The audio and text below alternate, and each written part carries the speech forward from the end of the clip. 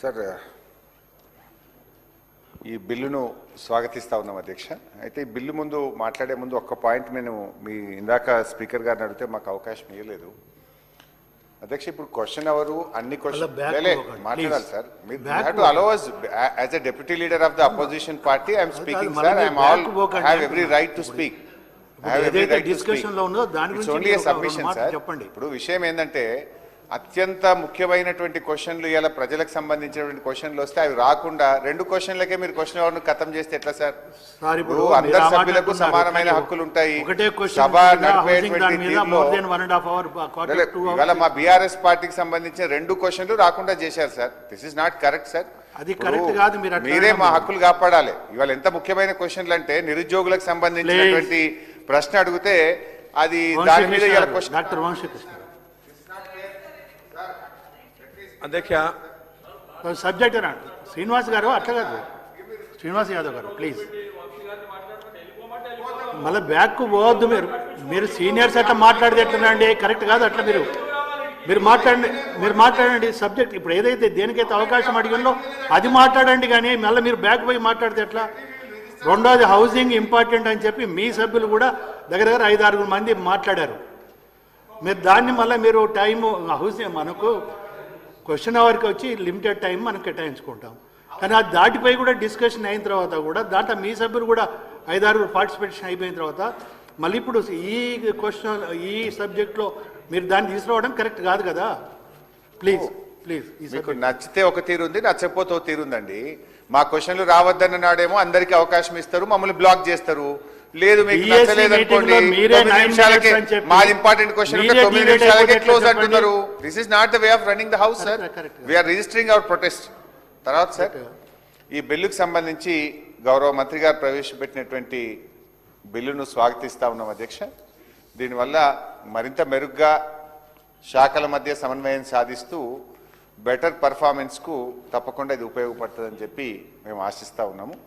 అయితే అధ్యక్ష ఈరోజు నేను మంత్రి గారిని ఈ సందర్భంగా ఒక 3-4 విషయాలు అడగాలనుకుంటున్నాను అధ్యక్ష. ఎట్లయితే ఇప్పుడు మంత్రి గారు ఎయిమ్స్ అండ్ ఆబ్జెక్టివ్స్ చెప్పేటప్పుడు 010 కింద వీళ్ళకి తొందరగా జీతాలు ఇవ్వచ్చు, ఫాస్ట్గా ఇస్తాము, బెటర్ అడ్మినిస్ట్రేషన్ ఉంటుందని అన్నారు. అట్లా మరి ఆశా వర్కర్లు కూడా ఉన్నారు, వాళ్ళను కూడా దీని కిందికి తేగలుగుతామా? ఆశా వర్కర్లకు కూడా గతంలో కాంగ్రెస్ పార్టీ మేనిఫెస్టోలో 18,000 ఫిక్స్డ్ వేతనం ఇస్తామని చెప్పి హామీ ఇచ్చారు. గత వారం రోజుల నుంచి వాళ్ళ కలెక్టరేట్ల ముందు ధర్నాలు చేస్తూ ఉన్నారు. మరి ఇచ్చిన మాట ప్రకారంగా ఆశా వర్కర్లకు 18,000 వేతనాన్ని ఎప్పటి నుంచి అమలు చేస్తారో గౌరవ మంత్రి గారు చెప్పాలని చెప్పి కోరుతా ఉన్నాం అధ్యక్ష.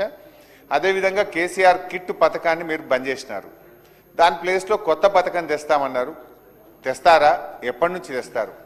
నాకున్న సమాచారం ఏంటంటే కేసీఆర్ కిట్ పథకం బంద్ అయిన తర్వాత ప్రభుత్వ ఆసుపత్రుల్లో ఇన్స్టిట్యూషనల్ డెలివరీలు 20% తగ్గాయి. 20% ఇన్స్టిట్యూషనల్ డెలివరీలు ఎందుకు తగ్గాయి?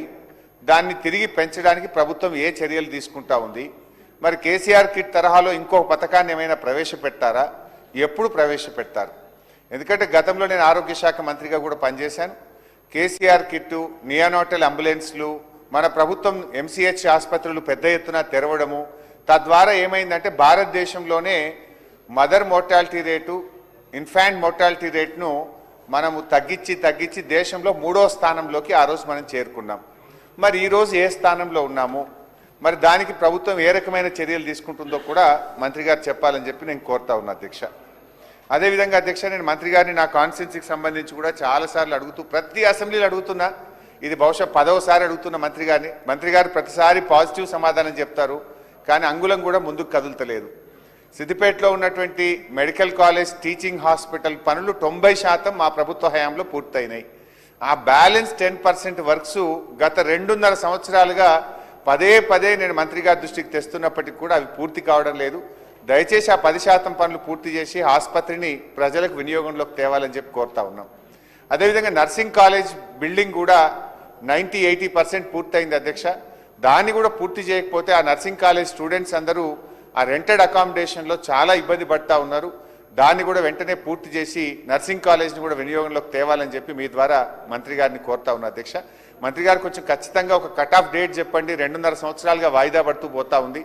అదేవిధంగా రాష్ట్ర వ్యాప్తంగా ఇటు medical students, PG students, nursing college students stipends కూడా పెద్ద ఎత్తున పెండింగ్లో ఉన్నాయి.